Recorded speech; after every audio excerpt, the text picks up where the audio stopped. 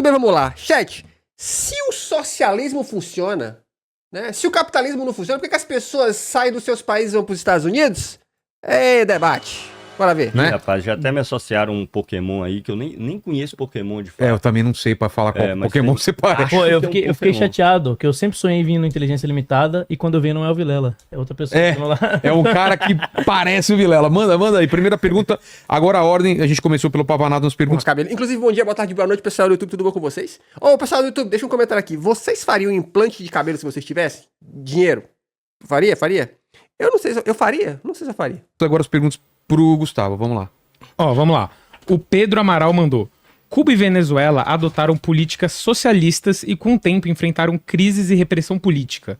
Se o socialismo funciona, por que as pessoas arriscam a própria vida para fugir desses países? Boa pergunta, hein? 5 minutos pra pergunta, para resposta e 3 minutos se quiser fazer uma réplica, Pavanato. Não, perfeito. A Venezuela não só nunca teve socialismo algum, como até no discurso do Chaves, poucas pessoas sabem que ele só começou a usar esse termo de maneira instrumental para a propaganda dele a partir de 2006. E por quê? Ele já estava 8 anos no governo. Por que você acha que teve essa mudança? Porque ele tinha uma postura nacionalista e ele entrou realmente em conflito com o governo dos Estados Unidos em algumas questões, embora continuasse vendendo para os Estados Unidos e tudo normalmente. Se você pegar qualquer discurso do Chaves e campanha do Chaves antes de 2006, essa palavra não existe. A palavra socialismo na Venezuela não existe. E a Venezuela entrou em bancarrota por uma política tipicamente capitalista, ligada agora à dominação, inclusive, com relação à China. Na verdade, eu lembro que eu vi muitas notícias sobre o lance de como a Venezuela se rodou nesse rolê, que a Venezuela é um importante exportador de petróleo, e lembrem-se que nos anos de 2000 não vou lembrar o ano especificamente, o barril do petróleo chegou a custar muito, muito caro. E aí, depois de pouco tempo, assim, sei lá, 2, 3 anos, ele caiu muito, muito preço. E aí, como ele tava alavancado no petróleo, tá ligado? Deu ruim. Que foi o que países como o Brasil viveram isso também, né? Estamos exportando muito petróleo, o petróleo subiu de preço. Ai, delícia o verão, vamos curtir. Mas depois o preço caiu, o país estava muito alavancado com suas políticas baseadas na riqueza gerada pelo petróleo, o preço caiu, todo mundo se rodou. Eles fizeram empréstimos gigantescos com a China, pagos em petrodólares, ou seja, pago em petróleo, né? E o que aconteceu? Depois ali, 2013, 2014, o preço do petróleo despencou no mercado internacional. Ele estava caminhando para os $200, caiu para muito abaixo de $100. Então os caras já tinham pego empréstimo, que iam pagar, digamos, em sei lá quantos milhões de barris de petróleo. Agora, com o petróleo caiu o preço, você ia pagar um empréstimo, você precisava de dar 3 vezes mais barril de petróleo para pagar a mesma coisa. Isso descapitalizou completamente a PDVSA, que era a empresa venezuelana, que teve que direcionar tudo para a China, a ponto dela simplesmente perder a sua capacidade produtiva. E na Venezuela, e é uma boa questão aí para o Lucas, que acha que o Brasil vai desenvolver só com a agricultura, um dos grandes problemas da Venezuela é que a Venezuela é um país monoindustrial, desde sempre. Né? A Venezuela não produz praticamente mais nada. Até a agricultura da Venezuela e pecuária, desde sempre, é fraquíssima, reduzidíssima. Um país monoindustrial que vê dilapidada por uma política de capital financeiro, tipicamente capitalista, numa relação entre Venezuela e Cuba. Ora, quando essa única indústria ela se desmorona, o país entra em colapso. E o país entrou realmente em colapso. Né? Então, nunca houve construção de socialismo algum na Venezuela, e as relações tipicamente capitalistas ligadas ao mercado financeiro e das suas relações com a China foi quem levou a Venezuela aí para um colapso do qual até hoje ela não se reergueu. E Cuba? Era Cuba também a pergunta? Sim, Cuba é um caso bem mais complexo. Também é uma revolução que surge com um perfil puramente nacionalista. Se você pegar a bibliografia sobre isso, são vastas, né? 1959 a primeira coisa que Cuba faz depois da gracinhas. Revolução é tentar negociar com os Estados Unidos. Che Guevara viaja para dentro dos Estados Unidos para tentar negociar. Só que o governo anterior, que era a ditadura dos amigos dos Estados Unidos, né? E a democracia liberal, ela é assim. Os amigos podem ser ditadores e não tem problema, como a Arábia Saudita em relação aos Estados Unidos hoje, né? E Cuba, o governo anterior, o governo de Fulgêncio Batista, anterior a Fidel Castro, era o ditador amigo dos Estados Unidos. Então estava tudo de boa. Fidel Castro, ele era um nacionalista venezuelano, inclusive tinha intenções de implantar algum tipo de democracia na época, derrubou Fulgêncio Batista, não conseguiu entrar em acordo com os Estados Unidos e se alinhou à União Soviética. Então, a União Soviética, na época, aparecia como uma opção para países que entravam em conflito com os Estados Unidos. E aí os Estados Unidos falou assim, pera lá. Os Estados Unidos falou assim,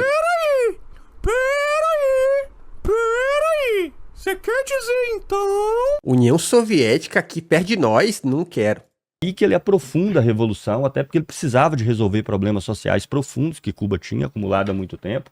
Há ali algum grau de coletivização das coisas no interior de Cuba, há avanços no interior da Revolução Cubana, que eu reivindico, há pontos positivos no interior da Revolução Cubana, mas uma revolução que se negou a expandir. Aliás, até aproveito para fazer um parênteses aqui em relação ao que o Pavanato falou, tá?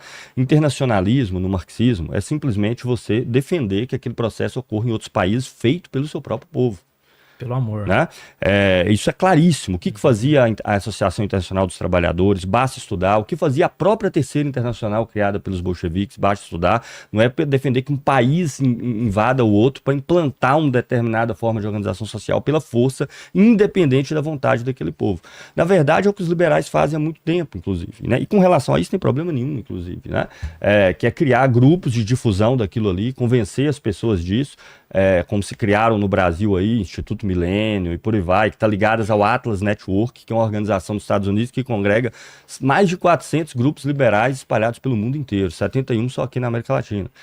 Então, o internacionalismo é isso. Nós nos associamos com os trabalhadores dos outros países organizados, já socialistas, marxistas de outros países, e colaboramos entre si, mas para que eles façam a sua revolução lá, assim como nós fazemos aqui.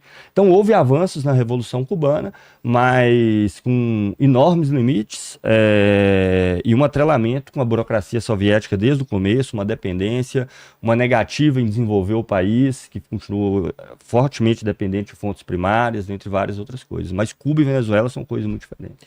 Comentários de Pavanato. Bom, primeiramente, vocês veem que pro socialista, sempre que o socialismo não dá certo, é culpa do capitalismo. Ou então... Oxi! Oxi! Bota um cruzador na frente das baías do seu país e fala assim, ninguém passa aqui agora. E aí, é o quê? ele não era socialista de verdade. Então essa é uma forma muito... Não. Quem fala isso é capitalista. Para lá. Quem faz isso é capitalista aí. Que, inclusive, tu já fez isso, que a gente viu isso aqui ontem. Que é quando você critica o países capitalistas que estão dando ruim. Não, mas isso aí não é o capitalismo true, raiz. Conveniente de você fugir da responsabilidade, né? Não confiem em mim, tá? Pesquisem sobre a Revolução Cubana e vocês vão ver que tinha, sim, um fundamento ideológico na Revolução.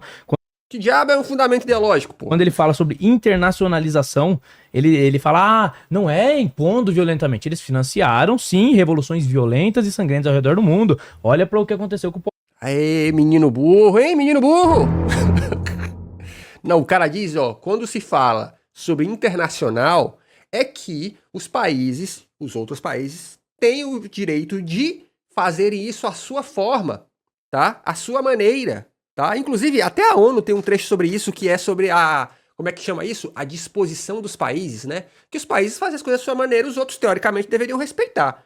Não acontece bem isso, mas é isso, tá ligado? Pol Pot, por exemplo, genocídio em massa, tudo isso financiado por regimes de esquerda. Você teve também... deixa eu terminar, agora você escuta. Você teve também, quando ele fala de Chávez, pra vocês verem como é que é o nível da mentira. O regime venezuelano, ele ficou conhecido como socialismo. Não foi? O socialismo bolivariano.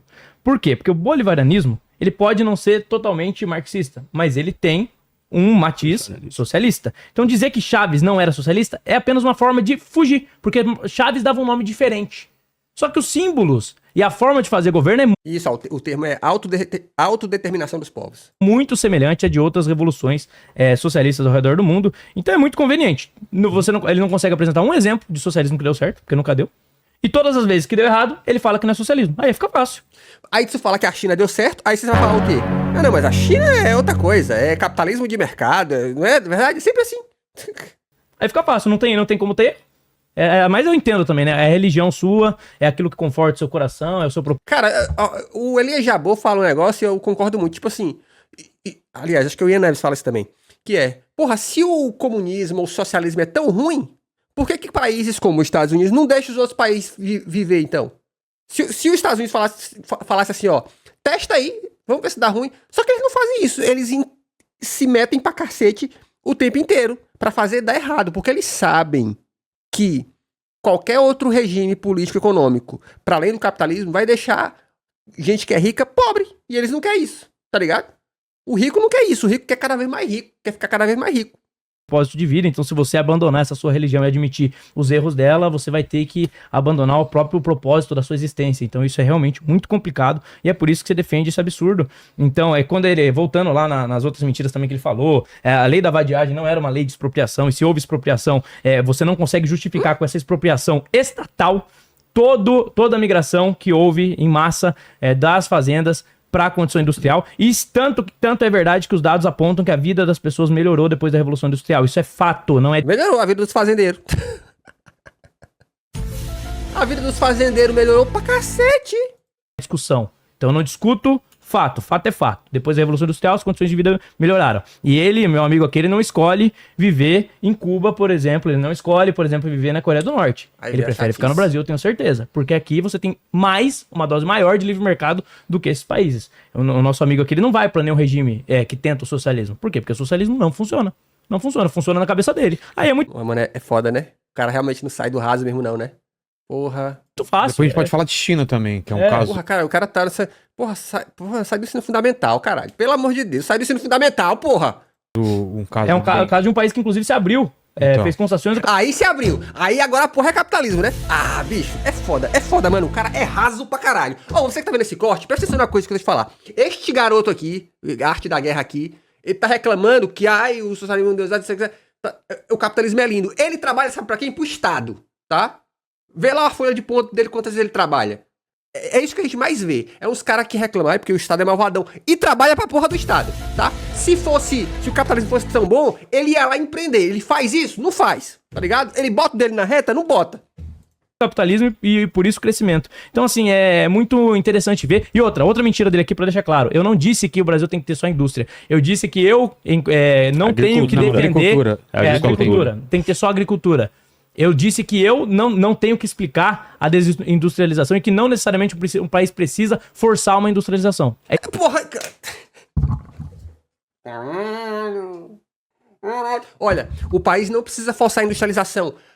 Tu cria um plano safra que dá 500 bilhões para um setor determinado de um país. Isso é o quê, porra? Isso não é forçar, não? Ai, meu Deus do céu. É impressionante, cara. É impressionante. Meu irmão do céu. É isso que eu disse. Então ele distorceu o que eu disse pra me atacar porque o argumento falta. Impressionante, né, porra? Tá vendo? Ah, é impressionante.